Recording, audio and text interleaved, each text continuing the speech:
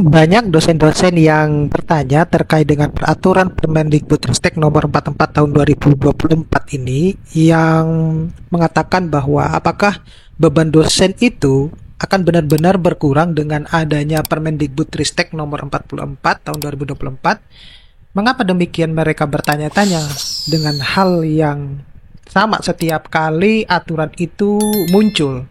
Ya, karena memang setiap kali aturan muncul itu tidak ada dampak yang bisa dikatakan hanya omon-omon, tapi kenyataan di lapangan enggak gitu.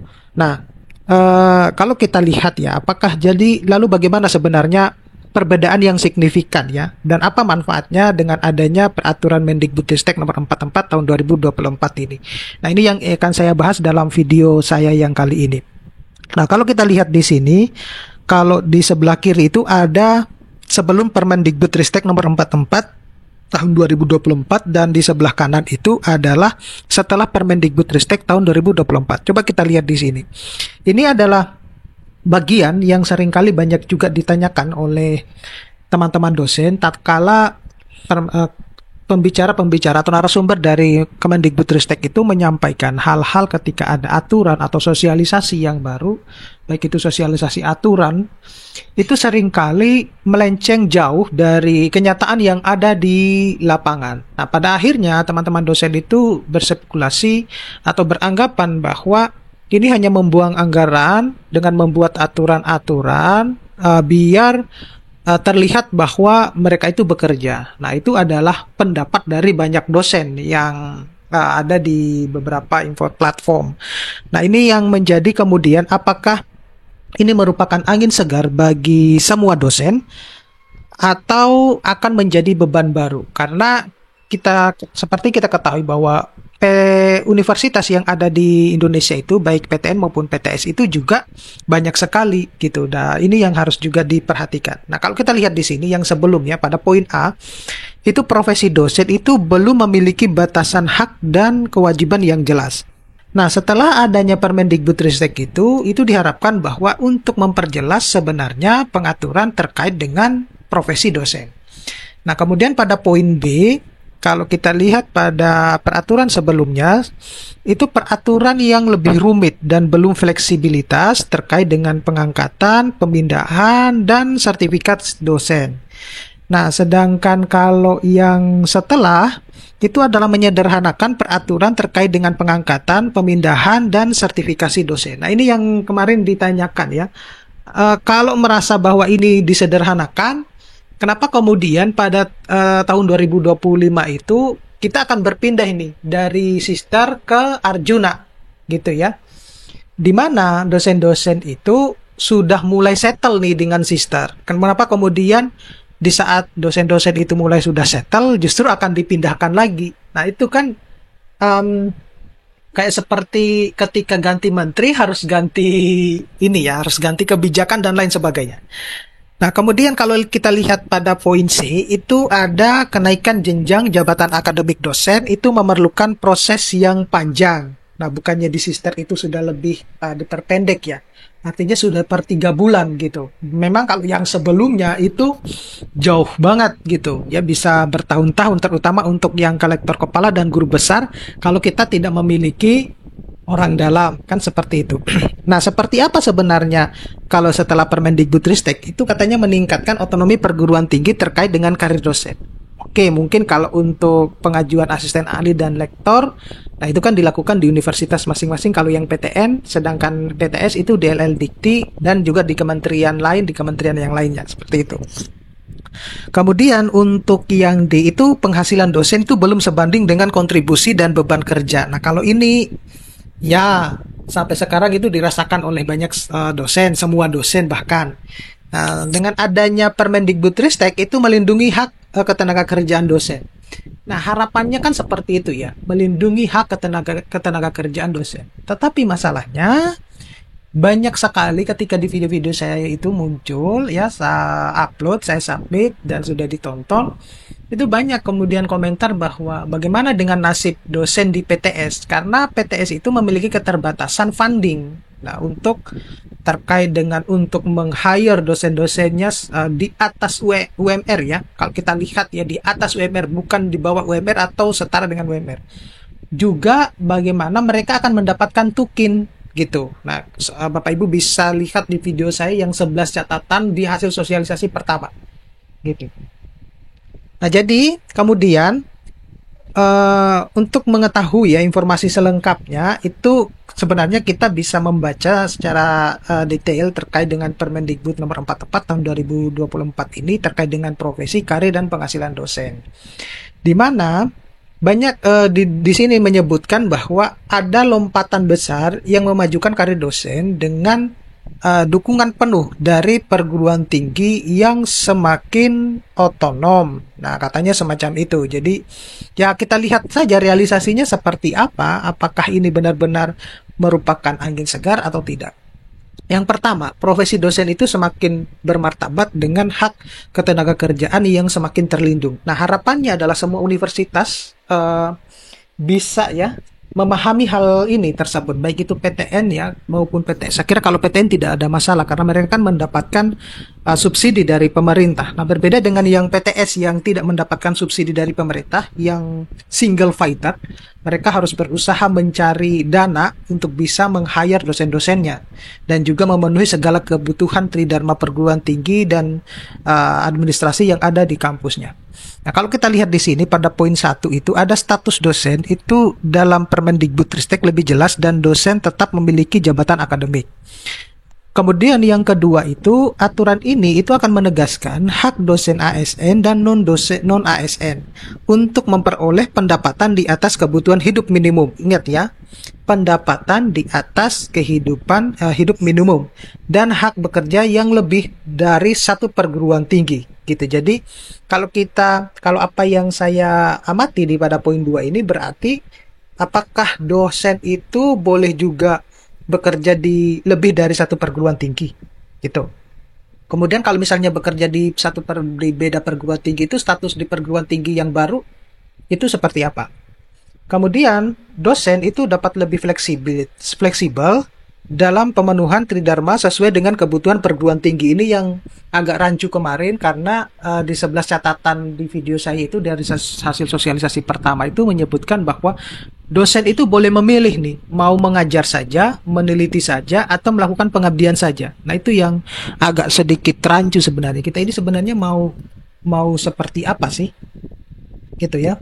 Nah, kemudian yang kedua itu adalah penyederhanaan proses pengembangan karir dosen. Nah, yang poin 1 itu adalah proses sertifikasi dosen itu menjadi lebih mudah dan fleksibel, di mana sudah tidak ada lagi kuota-kuotaan gitu ya. Jadi mungkin kalau teman-teman yang akan sertifikasi dosen itu masih ada keresahan-keresahan di mana mereka dibatasi dengan adanya adanya kuota gitu. Nah, sekarang sudah tidak ada. Pokoknya sudah masuk eligible langsung tes gitu. Kemudian ada peraturan pemindahan dosen ASN mengikuti peraturan ASN dan pemindahan dosen non ASN mengikuti peraturan ketenagakerjaan tanpa prosedur tambahan. Nah, ini juga jadi terutama dosen-dosen non ASN itu juga bisa move ke universitas yang lain. Kemudian yang ketiga itu tidak ada lagi pembatasan usia maksimum untuk pengangkatan dosen, ya gitu. Jadi kalau dulu itu kan untuk yang S3 itu adalah 40 tahun gitu ya, untuk yang S2 berapa gitu saya lupa. Nah, di mana pengangkatan dosen ASN itu mengikuti peraturan ASN, sementara pengangkatan dosen non ASN mengikuti peraturan ketenaga kerjaan. Nah, berikutnya itu adalah perguruan tinggi lebih otonom dalam memajukan karir dosen. Nah, seperti apa? Jadi ada bentuk promosi termasuk untuk lektor kepala dan profesor yang dilakukan oleh perguruan tinggi. Nah, ini yang akan menjadi tugas utama oleh perguruan tinggi di mana mereka akan menyusun yang namanya SOP ya, untuk bagaimana mekanisme dari pengangkatan lektor kepala dan guru besarnya. Kemudian ada kewenangan perguruan tinggi lebih besar dari sistem sertifikasi dosen dan beban kerja dosen. Nah, berikutnya itu adalah yang harus diketahui adalah katanya tidak perlu khawatir nih, perguruan tinggi diberikan waktu maksimal 1 tahun untuk mempelajari peraturan ini. Nah, itu 1 tahun itu ya cukup lama, jangan sampai di sela 1 tahun itu muncul aturan baru lagi nih, gitu.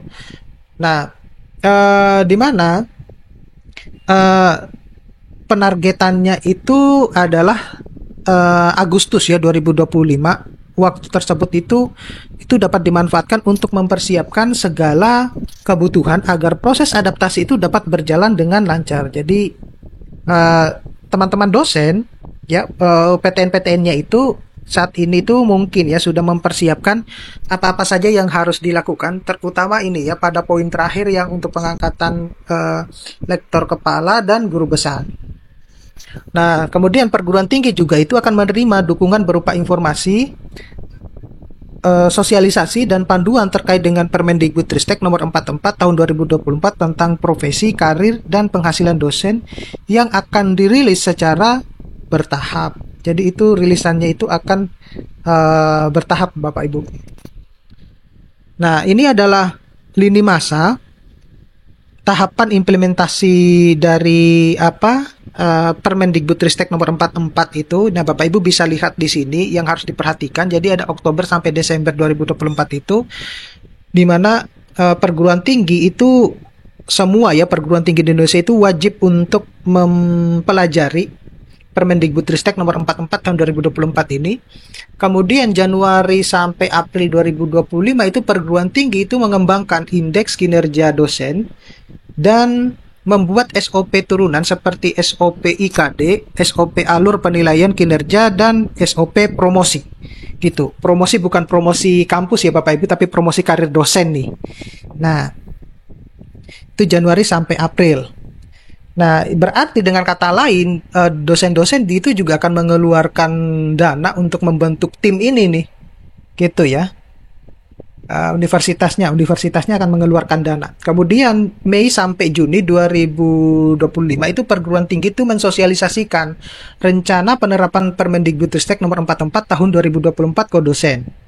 Nah, setelah itu Juli sampai Agustus itu perguruan tinggi itu akan mulai melakukan implementasinya ya. Di mana lini masa di atas ini adalah untuk level perguruan tinggi. Nah, tahapan persiapan untuk dosen itu dapat dikoordinasikan dengan perguruan tinggi masing-masing. Jadi, perguruan tinggi, kalau kita berbicara tentang perguruan tinggi, ya SDM-nya juga harus diperhatikan. Artinya apa? Ini juga menjadi pemikiran baru buat para dosen untuk membicarakan atau merencanakan SOP-SOP yang akan diimplementasikan nanti Juli Agustus gitu. Nah, Bapak Ibu juga bisa lihat di sini ada berbagai macam pertanyaan ya terkait dengan implementasi dari Permendikbudristek ini ya. Contohnya misalnya bagaimana jika dosen itu merasa beban kerjanya yang diberikan perguruan tinggi itu melampaui batas. Nah, adakah mekanisme untuk pelaporan hal tersebut? Nah, ini pertanyaan yang baik karena mungkin dosen itu merasa bahwa beban selama ini itu ya, jangan sampai dengan aturan baru ini akan menambah beban gitu. Nah, jadi dosen itu dapat melaporkan ke departemen ataupun biro sumber daya manusia di perguruan tinggi tempat dosen itu mengabdi. Nah, ini yang agak ribet ini. Kenapa agak ribet? Karena berdasarkan cerita dari teman-teman dosen yang terutama yang mereka akan mengajukan kenaikan jabatan akademik itu kadang ini ya tidak memiliki hubungan yang baik dengan biro administrasinya gitu. Itu juga yang agak sedikit rancu juga ini.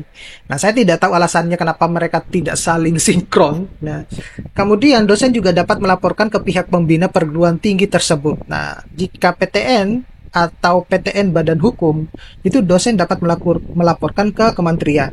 Nah, jika PTS, maka dosen itu dapat melaporkan ke yayasan atau LL-Dikti. Nah, jika PTLK, dosen itu dapat melapor ke kementerian atau lembaga pemerintah yang bersangkutan. Nah, kemudian yang kedua itu, jika perguruan tinggi itu memiliki dosen baru yang baru bekerja kurang dari satu tahun ya, apakah bisa langsung diangkat menjadi asisten ahli untuk magister dan lektor untuk doktor? Nah, apakah dosen yang baru diangkat ini menjadi dosen tetap? Berarti bisa langsung diberikan jabatan akademik. Nah, ini pertanyaan yang bagus. Kenapa demikian? Karena biasanya ya, untuk dosen baru itu kita menunggu 2 tahun dulu ya. gitu. Nah, kalau kita merujuk kepada Permendikbud nomor 44 ini ya, Permendikbud nomor 44 tahun 2004, itu mengatur bahwa dosen tetap itu memiliki jabatan akademik ya.